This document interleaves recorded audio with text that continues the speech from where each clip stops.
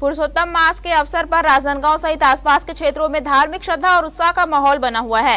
विभिन्न मंदिरों और धार्मिक स्थलों पर हवन, पूजन, भजन कीर्तन, कथा एवं सत्संग का आयोजन किया जा रहा है। श्रद्धालु बड़ी संख्या में पहुंचकर पूजा अर्चना कर रहे हैं और भगवान विष्णु का आशीर्वाद प्राप्त कर रहे हैं। पौराणिक मान्यताओं के अनुसार पुरुषोत्तम मास को अत्यंत शुभ और पुण्यदायी माना जाता है। धार्मिक कथाओं में वर्णन मिलता है कि इसी अधिक मास में भगवान विष्णु ने नरसिंह अवतार धारण कर अत्याचारी राजा हिरण्यकश्यप का वध किया था।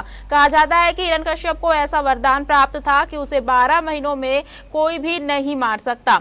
न दिन में, न रात में, न घर के अंदर, न बाहर और न ही किसी मनुष्य या पशु द्वारा उसका वध हो सकता था। भगवान विष्णु ने उसके वरदान की सीमाओं को ध्यान में रखते हुए नरसिंह अवतार लिया और संध्या समय जो ना दिन था ना रात, घर की चौखट पर जो ना अंदर थी ना बाहर, हिरण्यकश्यप का वध कर दिया।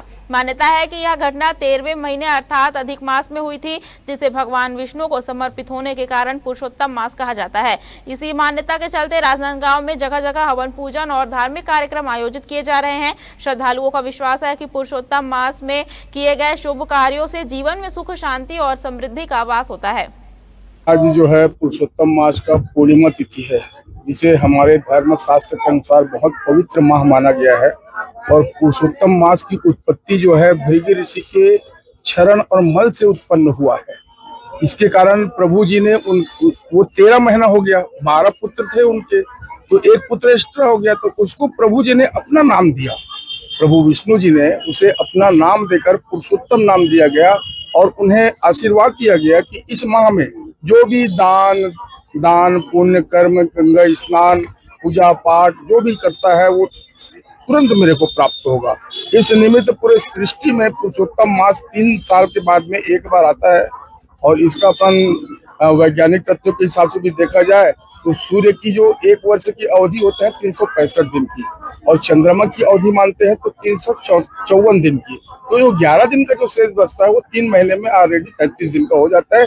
इसलिए वैज्ञानिक दृष्टिकोण से भी अगर अपन देखते हैं तो वो बराबर से 3 साल में एक बार अधिक मास का महत्व रहता है। और इस अधिक मास में जितना भी आप दान पुण्य कर्म करते हैं वो प्रभु को प्राप्त होता है, ऐसा हमारा धर्म शास्त्र कहता है। उसी के निमित्त में आज गांधी चौक शिवालय हनुमान मंदिर में हम लोग जो है सुबह 7 बजे से एक महा आरती का आयोजन हुआ। उसके बाद में श्री हरि कीर्तन का आयोजन हो रहा है और उसके पश्चात में भी हमारा हवन यज्ञ वगैरह होगा और 7 बजे से भंडारा होगा, जो अविरल रात्रि 10 बजे तक चलेगा।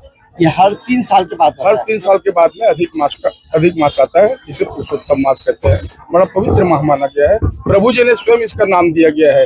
अच्छा, एक और इसके बारे में किंवदंती बताऊं कि जब हिरण्यकश्यप का जो वध हुआ तो हिरण्यकश्यप ने जो वरदान मांगा था प्रभु से कि 12 महीने में न कोई मुझे मार सके, न दिन में, न रात में, न सुबह न दोपहर में, है ना, न घर के बाहर न घर के अंदर, न स्त्री न पुरुष। तो प्रभु जी नरसिंह अवतार लेकर इसी अधिक मास में, क्योंकि ये मास 3 साल में एक बार आता है, तो इसी अधिक मास में उनका वध किया गया और प्रभु जी ने इस सृष्टि से पाप का नाश किया। इसलिए पर्व जो है, ये मास जो है, हिंदू समाज के लिए बहुत ही पवित्र और पुण्य माना गया है।